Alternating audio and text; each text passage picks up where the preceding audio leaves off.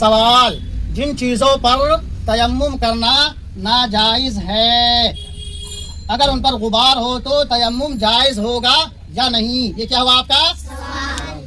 جواب سنیے، ہاں جب اتنا غبار ہو کے ہاتھ مارنے سے اڑنے لگے یا اس چیز پر ہاتھ رکھ کر کھینچنے سے نشان پڑ جائے تو تیمم جائز ہے۔ تیمم کرنا کیا ہے؟ جائز ہے۔ جیسے آپ لوگ گاڑی پہ انگلی رکھ کر کے شیشہ پہ لکھتے ہیں نام وغیرہ، یہ کرنا کیا ہے؟